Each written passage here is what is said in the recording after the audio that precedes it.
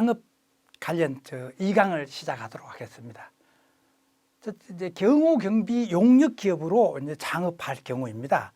첫째, 아까 이 창업이라는 것은 사업을 시작하는 것과 그리고 법인을 만드는 것, 그런 두 가지가 있다 그랬습니다. 그래 민간 조사 창업 실무를 하면서 제가 권유하고 싶은 것은 법인 설립을 하고 창업을 하시는 게 여러분들 세금을 떠나서도 이제 운영하기도 좋을 뿐만 아니라 그리고 이제 고객들한테 믿음을 줄 수가 있는 거죠. 그냥 개인이 하는 것보다도 이제 회사를 설립해 갖고 한다. 그렇게 하니까 보통 이 경우에는 법인을 설립해 갖고 창업하는 게 맞을 겁니다. 아까도 얘기했지만 창업하는 게 이제는 자본금 제저 한도가 없어졌기 때문에 여러분들이 부담 없이 내가 어떻게 하겠다, 나는 오는 고객만 맞이하겠다 하는 경우에는 큰 돈 없어도 바로 창업이 가능합니다. 자, 창업으로 이제 법인 설립할 때는 가장 먼저 내가 어떻게 상호를 정해야 되는 거죠. 내가 상호를 물론 이 법인 설립할 때 가장 우선적이고, 만약 법인이 설립되었을 경우, 법인이 설립돼 갖고 내가 이제 좀 자본금을 지원을 받겠다 하는 경우에는 중소기업 공단이라든지 또 요즘 창업지원센터 이런 데가 참 많은데, 근데 이제 2천만 원 이하 서류를 해가지고 2천만 원 이하를 지원을 받을 수 있는데, 이게 무료가 아니고 이자가 6.5%입니다. 이자가 6.5%고 이 이자는 조금 변동성이 있습니다. 여기 이제 3년 거치 이자만 3년 동안 내다가 3년 뒤에 이거를 변제를 해야 됩니다. 갚아야 되는 거죠. 그래서 이 이자가 세기 때문에 요즘 은행 이자 3에서 4% 되죠. 그리고 보통 그냥 신용대출 해도 4에서 5%. 이게 그냥 명목이 지원이지 이자가 만만치 않죠. 그래서 잘 이자를 내는 경우를 거의 못 봤습니다. 그리고 가장 문제는 돈이 필요한 것은 이제 전세 보증금이죠. 임대 이제 보증금이 필요한 경우인데, 이 임대 보증금은 요즘은 이제 건물주들이 주로 보증금은 작게 월세를 좀 많이 받는 거기 때문에 최초에 창업할 때는 큰 경제적으로 어려움은 없습니다. 창업 이후 어떻게 운영하느냐에 따라서 여러분 성패가 갈린다고 보시면 됩니다. 자, 그리고 이제 이 경호경비 용역기업은 경비업법이 현재까지는 적용이 되는 거죠. 자, 경비업법은 지금 허가를 받아야 되는 거죠. 경찰청이죠. 허가를 받아갖고 하고 각종 무슨 자격도 있어야 되는 거고, 요즘 경비지도사라든지 또 나중에 이제 민간조사가 합법되면 민간조사 자격이라든지 그런 자격이 있어야 되는 거죠. 1인 법인 설립 가능. 이건 아까 얘기했죠. 1인 법인 설립이 가능하고 자본금 최저 제한 제도가 없어졌기 때문에 얼마든지 가능하고, 이건 약간 복잡하기 때문에 법무사하고 상담하게 되면은 간단하게 설립이 가능한 거죠. 그러니까 이제 보통 이런 거 할 경우 1인 법인을 설립해도 밑에 직원들이 없다는 건 아닙니다. 내가 혼자 한다는 얘기가 아니라 내가 1인 내 혼자 법인만 설립하고 밑에 그쪽에서 사무장도 둘 수가 있고 또 무슨 과장도 둘 수가 있고 또 격리 여직원도 둘 수가 있고, 1인 법인이라고 반드시 1인이 해야 된다는 내용은 아닙니다. 참고하시기 바랍니다. 네.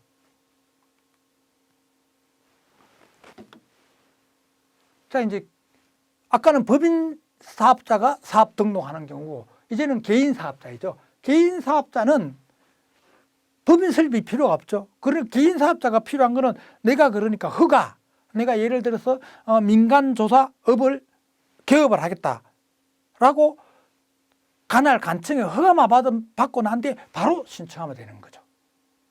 그런데 이제 개인 사업자도 소상공인 지원센터에 가서 창업자금 신청 가능하죠. 가능하지만은 아까 말했는 것처럼 법인보다도 여러 가지 좀 제약이 있죠. 각종 개인 사업 하는 경우에는 좀 어렵다고 봐야 되는 거죠. 창업자금 신청 가능이. 그러니까 모든 혜택이라든지 세금 혜택 이런 게 많기 때문에 법인 설립을 한다고 보시면 되겠습니다.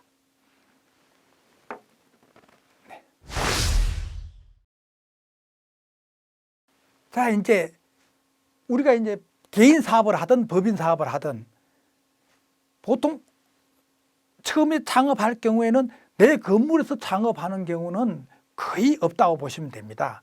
제가 이 법무사를 15년째 하는데 전부 이 10명 중에 9명 정도는 이제 임대를 해서 상가를 임대를 해서 사무실을 임대를 해서 그렇게 해가지고 이제 창업을 하죠. 자, 이럴 경우에 우리가 창업하면서 가장 알아야 될 경우는 상가 건물 임대차 보호법, 이걸 정확하게 알고 나중에 그 건물주로부터 부당한 손해를 봐서는 안 되겠다. 이 흔히 이게 부딪히는 게 이 임대 보증금 문제, 권리금 문제, 이런 문제가 많고 중간에 이래 뭐 또 들어가고 나가고 전입, 전출하는 이런 문제 많기 때문에 반드시 상가 건물 임대차 보호법은 여러분들이 창업을 떠나서 모든 걸 할 때, 모든 사업을 하더라도 이거는 반드시 숙지를 하시고 해야 된다. 굉장히 중요하다. 창업 이전에 가장 먼저 알아야 될 것이 상가 건물 임대차 보호법입니다. 자, 이 제1조 목적은 그렇게 상가 건물에 임대하는 임차인을 보호하는 게 목적입니다. 이게 상가 건물 임대차 보호법이. 그 임대인을 보호하는 게 목적이 아니라 임차인을 보호하는 게 목적입니다. 자, 이제 여기서 상가 건물 이 적용 범위는 이제 우선적으로 무한대로 임차인을 다 보호할 수는 없으니까 서울은 4억 원까지, 보증금 4억 원까지는 4억 원 미만, 4억 원 이하까지는 보호해 주겠다. 마찬가지 가밀 억제권역 서울을 제외한 그렇게 뭐 가천, 성남, 하남 이런 지역이죠. 이런 경우에는 3억 원. 그리고 이제 강력시는 인천광역시, 대구광역시, 대전광역시, 부산광역시, 강력시가 많습니다. 그리고 이제 가밀 억제권역은 하지만 준가밀 억제권역이죠. 안산, 용인, 김포, 강주 이런 데까지는 이제 임대차 보증금이 2억 4천만 원까지는 보호해 주겠다. 이제 그 밖에 예를 들어서 뭐 제천, 뭐 안 그러면 저쪽에 뭐 용인, 용인은 아니죠. 용인은 강력시에 포함되죠. 제천이라든지 저쪽에 뭐 김천, 뭐 구미시, 또 이제 저쪽에 뭐 서산 이런 지역은 1억 8천만 원까지 되는 거죠. 자, 그러면은 이제 내가 전액 전세 보증금으로 들어가면은 계산하기가 수월한데 보증금 1억에 을세가 300이다. 그런 경우는 어떻게 되느냐? 그러면 이제 차임, 을차임은 1%로 계산하는 거죠. 방금 말했듯이 보증금 1억에 을세 300만 원이다 할 경우는 차임 300만 원을 1%로 계산하게 되면은 차임 100만 원인 경우는 보증금 1억 원이 되는 거죠. 차임이 300만 원인 경우에는 보증금이 3억 원이 되겠죠. 그럼 아까 전세 보증금 1억 원에 차임 300만 원인 경우에는 전체로 이 그 상가 임대차 보호법 그 적용 범위 상은 4억 원으로 봐야 되겠죠. 그 보증금 1억 원에 차임 300만 원인 경우에는 서울은 보호를 받을 수가 있습니다. 그런데 이제 나머지 경우는 보호를 못 받죠. 마찬가지입니다. 차임이 보증금 1억 원에 차임이 200만 원일 경우에는 가밀 억제권역까지 보호를 받죠. 나머지 강역시나 그 밖의 도시에서는 보호를 못 받죠. 그러니까 여러분들이 창업을 하실 경우 내가 상가 임대차 보호법상 보호를 받는 임차인이 될 건가 안 될 건가 하는 건 이걸 갖고 정확하게 보시면 압니다. 자, 적용 범위를 봤습니다. 상가 건물 임대차 보호법 제3조는 대항력입니다. 아까 그 대항력이라는 것은 사업자를 내고 난 뒤에 건물에 입주하면서 사업자 등록만 하면은 이게 그 다음날 이길 0시부터 이제 대항력이 발생합니다. 그러니까 여러분들이 일반 아파트를 임차할 경우에는 아파트 임차해가지고 그 다음에 주민등록으로 옮기고 그리고 그쪽에 동사무소나 등기소에다가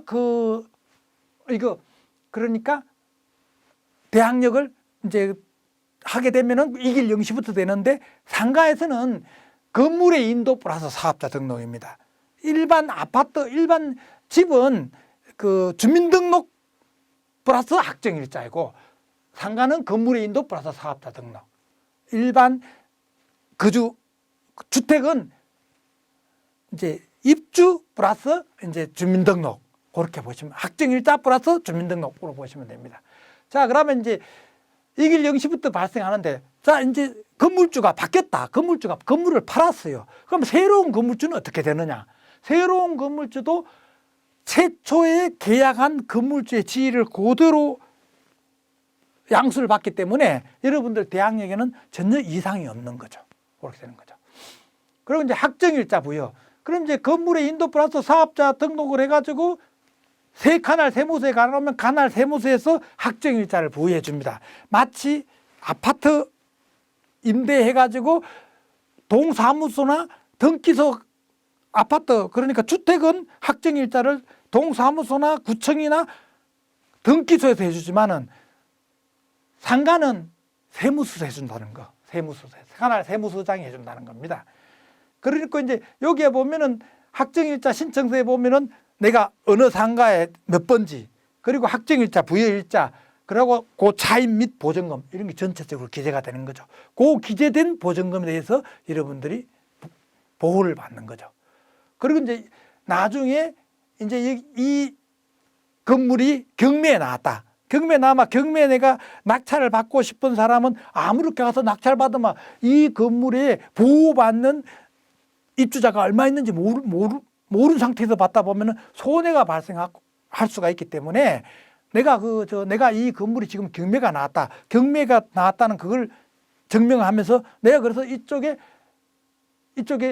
학정일자 부여받은 쉽게 말하면은 그러니까 대항력으로 보호받는 임차인이 몇 명이야. 내가 정보를 좀 알고 싶다. 그러면은 세무서에서 그거를 정보 제공을 해줍니다. 예, 경매 받는 사람이 손해를 봐서는 안 되니까. 그래서 여러분들이 만약에 이제 경매에 관련에 대해서 좀 더 알고 싶을 경우나 내가 만약 건물을 경매 받을 경우에는 반드시 이게 이 사실이 있다는 거 여러분들이 꼭 잊으시면 큰 손해가 나는 거죠. 네.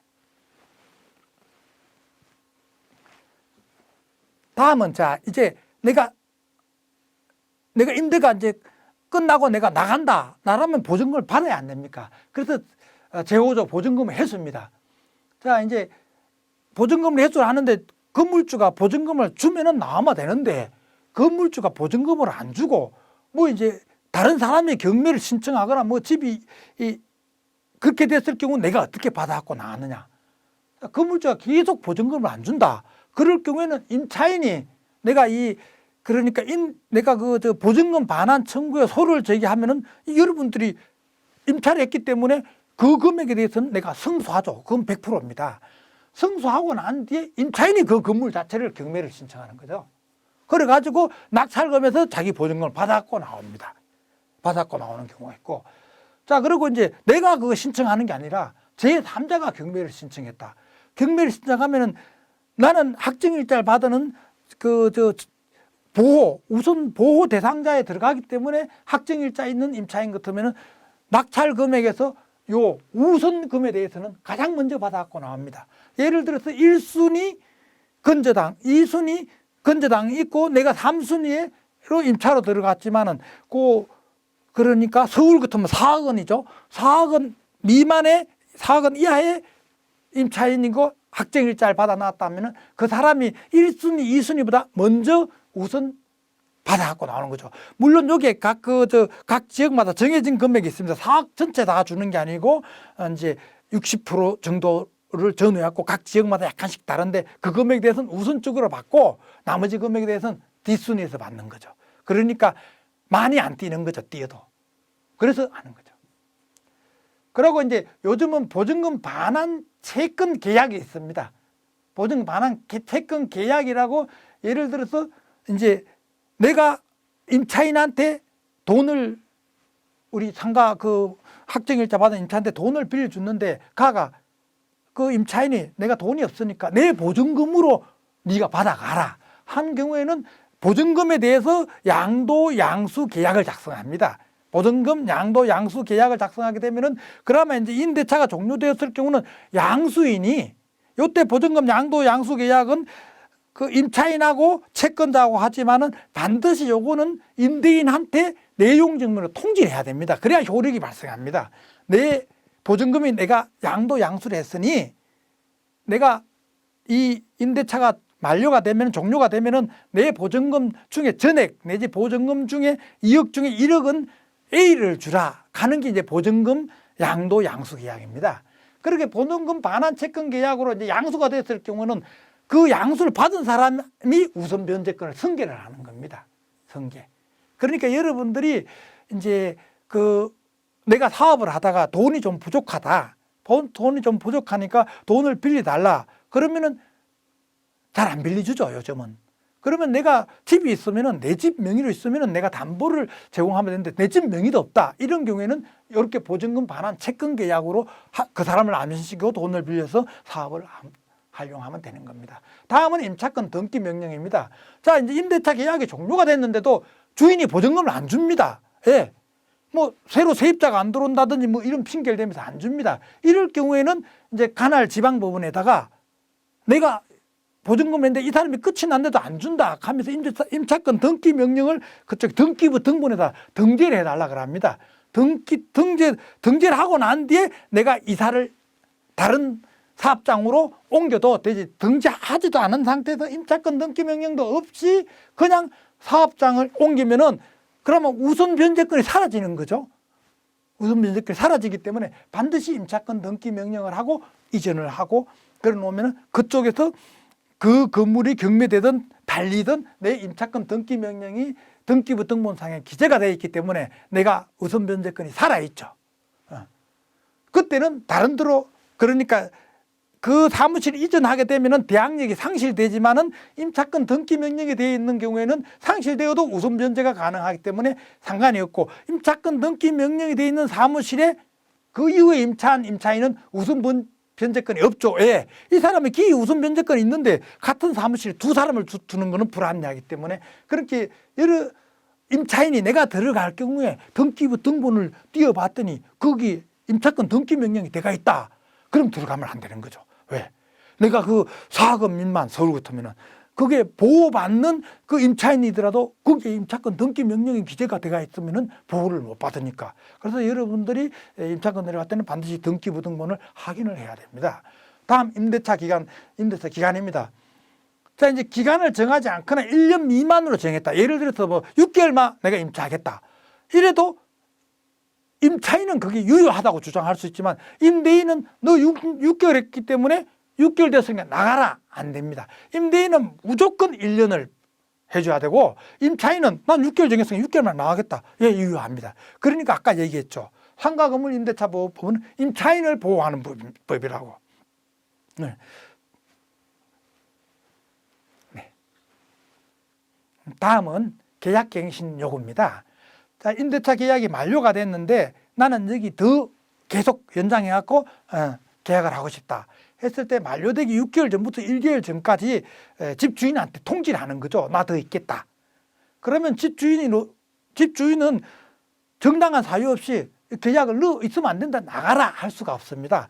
이게 상가건물 임대차 보호법은 임차인을 보호하는 법이죠. 자, 그런데 집주인이 무조건 모든 요구를 다 들어줄 수는 없는 겁니다. 임차인이 임차하는 기간 중에 3번이라든지 3기, 그러니까 3달이나 차임을 연체했다든지, 그러고 이제 그 처음에 임차하면서 부정한 방법을 썼다든지, 그러고 또 정당한 임차인하고 임대인하고 이제 더 이상 그냥 합의가 됐다든지, 근데 임차인이 처음에 임차를 해놓고 내가 있는 게 아니고 제3자한테 임대인의 동의 없이 무단으로 전대했다든지, 그러고 임차인이 그 건물을 파손했다든지, 물론 건물이 그것도 고의중과실로 파손해야 되는 거지 경과실은 상관이 없습니다. 예, 뭐 어떻게 이래 짐을 옮기다가 어떻게 이래 조금 다치는 거, 이걸 가지고 계약 연장 안 된다, 이건 안 되는 거죠.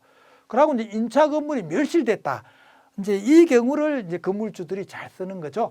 철거 재건축하고, 임차 건물이 낡았으니까 우리가 재건축을 해야 되겠다, 너 나가라 하는 그런 수법을 잘 쓰는데, 이 경우에도 반드시 철거 재건축이라든지 멸실이 안 되면서 이걸 핑계로 나가라 해가지고 다른 사람을 들이고 이렇게 할 경우에는 이게 손해배상을 해야 되는 거죠.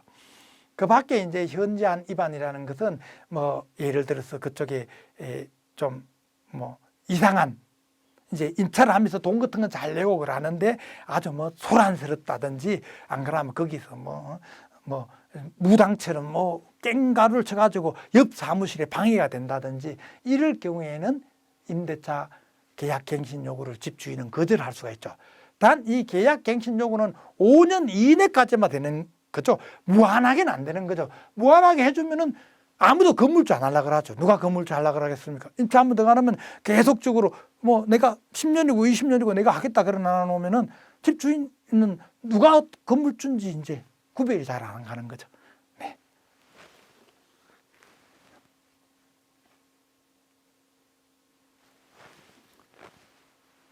자, 요거는 권리금입니다.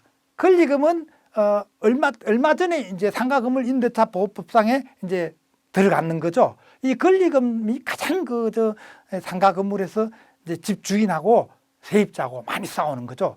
좀 제가 이 법무사를 하면서 이것 때문에 권리금 때문에 많은 소송을 저도 하고 있고 지금 현재도 권리금 때문에 제가 소송을 몇 건 하고 있는데 이 권리금이 이 장사가 잘 되면은 예를 들어서 식당을 하는데 장사가 잘 되면은 집주인이 나가라 그럽니다. 장사가 잘 되는 집이 이렇게 나가고 난 뒤에 다른 사람한테 세를 주면서 자기가 권리금을 받는 거죠. 안 그러면은 아는 사람한테 주고 아는 사람이 한 달, 두 달 잘 되는 그 식당이기 때문에 한 달 주더라고 계속 잘 되면은 제3자한테 또 권리금을 짜고 많이 받는 거죠. 나가고 또 어느 정도 있으면 또 나가라 그러고.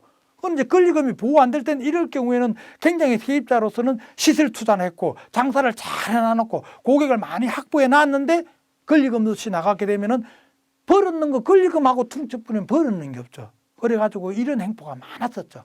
그래서 권리금에 대해서 정부 차원에서 이거를 좀 보호를 해야 되겠다.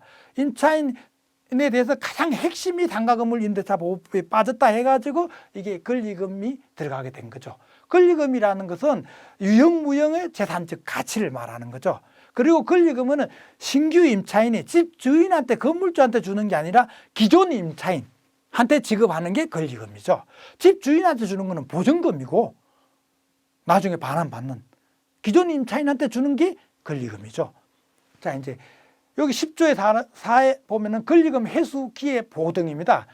자, 이제 권리금 해수 기회는 이 계약 기간 만료 3개월 전부터 종료 시까지 무조건 보호를 해줘야 됩니다.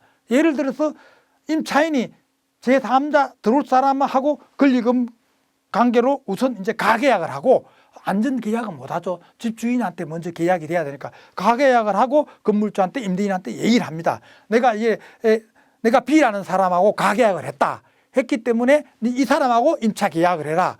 이럴 경우에 집주인이 그거를 그 사람하고 못하겠다를 함부로 못합니다. 그 사람하고 못하겠다 그러면은 기존 임차인이 권리금 받을 수 있는 방법이 없잖아요. 그럼 집주인이 제3자를 들고 올 수도 가갖고 너 권리금 주라. 이것도 좀 언밸런스 하니까 그러니까 이 경우에 무조건 이제 집주인은 건물주는 권리금 지급 방해 행위를 못하도록 금지사항을 정해놨습니다. 자, 그러니까 임대인이 신규 임차인에게 권리금 요구 및 수수. 그러니까 쉽게 말하면은 권리금 요구나 수수는 기존 임차인이 해야지 임대인, 건물주는 해서는 안 된다. 이겁니다. 건물주가 하게 되나 놓으면 방해 행위에 들어가가지고 손해배상을 해야 되는 거죠. 그리고 신규 임차인에게 권리금 지급을 못하게 하는 행위, 이것도 안 됩니다. 신규 임차인에게 나는 권리금을 나는 인정 안 해주니까 너 기존 임차인에게 권리금 주지 마. 이거 안 되는 겁니다. 그리고 자, 이제 기존 임차인이 신규 임차인을 데리고 와서 내가 이 사람하고 권리금 계약을 했기 때문에 집주인하고 이 사람하고 임대차 계약을 하세요. 그런데 그 집주인이 보니까 마음에 안 들거든. 마음에 안 드니까 그래 지금은 보증금 5천에 월세 300인데 그래 보증금 미륵에 월세 400 팍 올렸습니다. 그러면 들어올 사람이 권리금 계약했지만 설마 약간 오르는 건 모르지만 그 정도 오르라고 상상도 안 했기 때문에 그럼 나 임대차 계약 안 된다. 이거는 그러니까 현저히 고액의 차인과 보증금 요구하는 행위는 쉽게 말하면 너 들어오지 마라. 권리금 지급 방해 행위다. 그렇게 보고 있습니다. 자, 그리고 이제 그 외에도 정당한 사유 없이 임대차 계약 체결 거절 행위. 자, 그러니까 기존 임차인이 마음에 안 드는데 그 세로 임차인이라고 소개온 그 친구도 봐본 게 별로 인상이 마음에 안 들고 또 그러고 또 가만히 봐본 게 나하고 심정적으로 이렇게 까가 잘 안 맞는다. 그래서 자하고 나하고 보니까 좀 잘 안 맞을 것 같으니까 안 된다. 이거 안 됩니다, 이거. 그리고 자가 못생겨도 안 된다. 자가 뭐 어느 도 출신이라서 안 된다. 뭐 자는 뭐 그렇게 쉽게 말해서 예를 들자면은 좀 뭐 말투가 이상해서 안 된다. 인상이 험악해서 안 된다. 이거 안 됩니다, 이거. 그러니까 이런 권리금 지급 방해 행위를 못하도록 금지시켜 놓은 게 이번 상가 건물 임대차 보호법의 특징이죠. 그렇기 때문에 이제 여러분들이 요걸 잘 숙지하셨다가 나중에 권리금에 대해서 피해받는 일이 없도록 하셔야 되겠습니다. 네.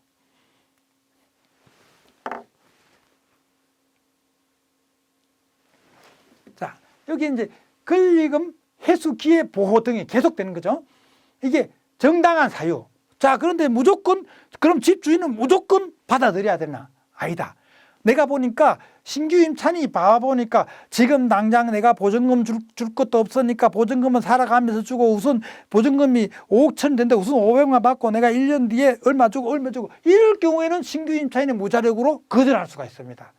물론 그때는 자기가 그거를 입증을 해야 할 수가 있어야 되는 거죠. 자, 그리고 임차인으로서 의무 위반 의료다. 그렇게 자는 가만히 보니까 임차인이 아는데 보니까 좀 임차인으로서 제대로 지킬 것 같지 않고 분명히 보니까 지금 전대를 놓을 것 같고 말하는 투가 뭐 어떻고 물론 이것도 입증을 해야 됩니다. 여러 가지 임차인으로서 이 사람은 안 되겠다. 자질 부족이다 하는 거. 그러고 이제 기존 임차인이 비안 안 해놓고 1년 6개월 이상 그 건물을 사용 안 해놓고 난 뒤에 내가 권리금 받겠다고 새로운 임차인들이 왔을 경우 이 경우는 또 인정 안 됩니다. 그러고 이제 간혹 임대인이 이제 임대인도 이제 기존 임차인이 나간다 하다 보면은 임대인도 그 사무실을 부동산 중개소에 내놓죠. 내놓으면은 어쩌다 보니까 임대인하고 바로 접촉이 됐습니다. 접촉이 됐는데 그러니까 이제 임대인이 이제 선택한 거죠, 임차인을. 뭐 자기 아는 사람 선택할 수도 있고 부동산을 해서 소개받았고 할 수 있고. 그러면 임차인이 이제 신규 임차인이 권리금을 이제 기존 임차인한테 줬습니다. 이 경우에는 이제 내가 새로 들어올 사람이 너한테 주도록 했잖아. 이거는 권리금 방해 행위가 아니다. 이래 되기 때문에 어쨌든 권리금이 지급이 됐기 때문에 상관없다. 이제 이런 되는 거죠. 그리고 손해배상의 그 범위는 기존 임차인이 신규 임차인한테 권리금으로 내가 1억을 했다. 근데 이제 아까 권리금을 방해가 돼가지고 못 받았다. 집주인이 방해해서 권리금이 깨졌다. 그러면 이제 나가는 기존 임차인 입장에서는 저 사람이 나하고 권리금 계약했고 집주인만 받아줬다면 내가 권리금 1억을 받을 수 있는데 못 받았어요. 못 받았는데 이제 못 받아서 손해배상을 청구할 경우 그럼 1억 그대로 다 인정하느냐?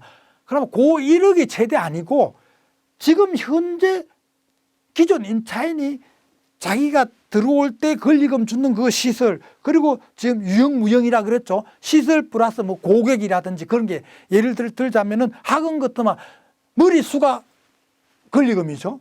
이제 골프장 같으면은 골프 그쪽에 거기 다이도 권리금에 들어가지만은 거기 고객도 연회원도 권리금에 포함이 되는 거죠. 그렇게 유형무형 권리금을 아무리 봐도 1억이 안 되는데 권리금 계약만 1억으로 했다.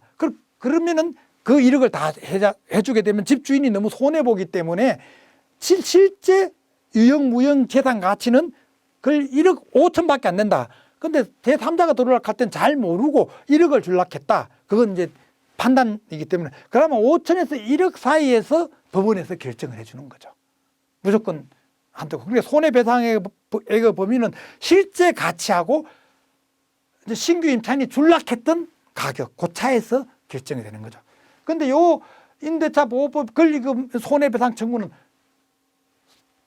임대차 기간이 종료되고 3년 내로 해야 됩니다. 시효가 청구 시효죠. 3년 내로 3년이 지나게 되면은 시효로서 청구가 할 수 없습니다. 잘 명심하셔야 될 겁니다. 네. 자, 이제 공부했는 그 문제풀이에 들어가 보겠습니다. 자, 문제 1입니다. 상가 건물 임대차 보호법 적용 범위 중 틀린 것은, 자, 서울 4억 원, 가밀 억제금액 3억 원, 강력시 3억 원, 용인 김포 한산 2억 4천만 원. 자, 아까 어떻게 틀렸겠습니까? 서울 4억 원 맞죠? 가밀 억제금액 3억 원 맞죠? 용인 김포 안산 2억 4천만 원 맞죠? 근데 강력시는 얼마나 그랬습니까? 강력시도 안산, 용인, 김포, 강주는 뭐 경기도 강주도 들어가고 전라도 강주는 강력시니까 들어가죠. 2억 4천만 원이죠. 네. 자, 문제 2입니다. 상가금 임대차 보호법상 임대인의 권리금 방해에 해당되지 않는 것은, 그러니까 임대인이 신규 임차인에게 권리금 요금 및 수수, 이거 안 낸다 그랬죠. 권리금이라는 것은 신규 임차인이 기존 임차인한테 주는 거지 임대인한테 주는 거 아니라 그랬습니다. 자, 신규 임차인에게 권리금 지급을 못하게 하는 행위, 나 권리금 인정 안 하니까 너 권리금 주지 마라, 이거 안 되죠. 이 법이 생기기 전에는 전부 이런 식으로 집주인이 해갖고 기존 임차인을 쫓아냈죠. 그리고 자기가 받았죠. 자기가 이제 권리금 명목을 못 갖고 네가 권리금 안 줬으니까 세를 많이 받았죠. 그리고 신규 임차인에게 현저히 고액의 차인과 보증금 요구기, 기존 임차인이 신규 임차인 열심히 들고 안 나오니까 마음에 안 드니까 갑자기 뭐 보증금 올린다든지 월세를 올려버리면 이거는 계약하지 말자는 거죠. 이것도 방해이죠. 자, 신규 임차인의 무자력으로 임대차 계약 체결 거절 행위, 이건 정당한 행위죠. 정당한 행위이기 때문에 이거는 거절할 수가 있습니다.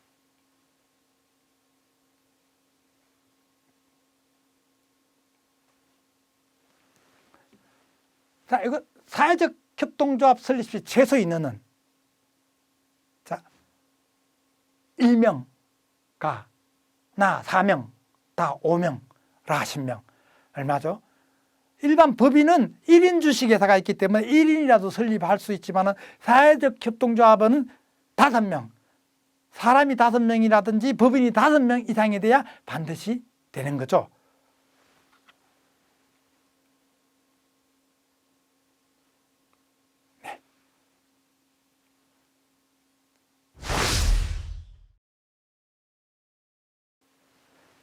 자, 요약 정리입니다. 경호, 경비, 용역 기업으로 창업하는 경우에 이제 법인을 설립해서 창업하는 경우가 있고, 그냥 개인이 바로 허가만 맡아가지고 사무실을 얻어서 개인 사업자로 등록해서 창업하는 경우가 있습니다. 뭐 선택의 자유이기 때문에 어느 거 해도 큰 무리는 없지만은 이게 두 가지가 있다는 거.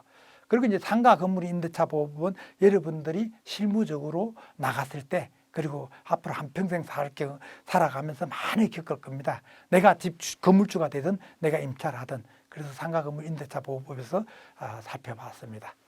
자, 여러분들 강의 듣느라고 수고하셨습니다. 감사합니다.